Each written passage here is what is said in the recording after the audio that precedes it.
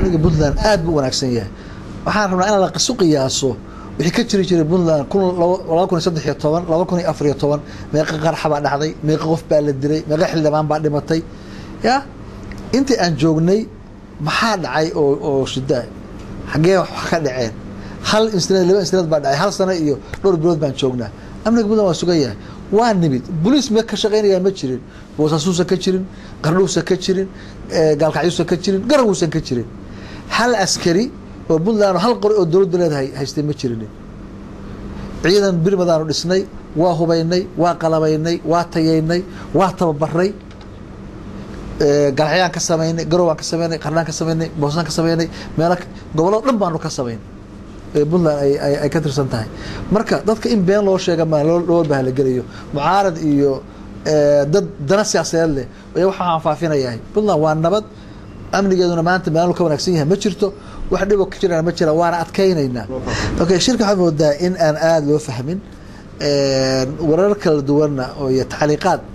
aad u kala duwan laga bixiyay shirkani shir wada tashi weeye baarlamaan lagu qaybsanayo xukuumadna lagu qaybsanayo waxaan maqlayaa in dadka qaar ay leeyahay anaga ergada waan ku yareeyay waan maaragtay waan la ka qadiyay shirkani hadda ergada qaadatay hadda mid badan qaadataba mid qabiil wax lagu siinayo ama saami qaybsiga maaha waxa weeye waa la soo imaanaya Puntland baa waxaan rabaa 17 sano jirnay waligeeyo dib usmaanaan eegin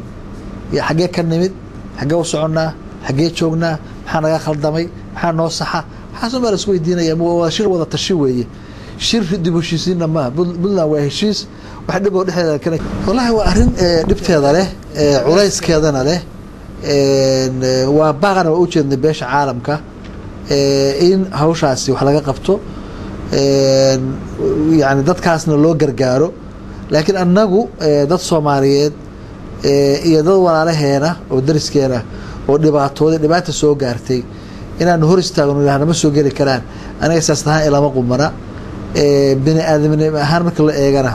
in lama qumana waajib waxana saaran diiniya waajib waxana saaran darisnimo waajib waxana saaran islaamnimo waajib waxana saaran bini aadamnimo intaba waxaan marka waxaan ognahay aan maqlayaa in dhaqaale loogu talagalay uu jiro oo laakiin meel kale hadda aaday sida aan maqashiisoonahay laakiin in la ogaado adduunkana loo sheego meesha ay dhibtu ka jirtaahi ama dadku ay ka soo galayaan gateway-ga ay Soomaaliya ka soo galayaan irida ay ka soo galayaan waxa weeye waa Boosaaso iyo dekedeeda weeye marka in anaguna wixii aan qaban karno ka shacbi ahaan iyo ka xukuumad ahaan Puntland dadka aan waxba ka hakrana aan la qabano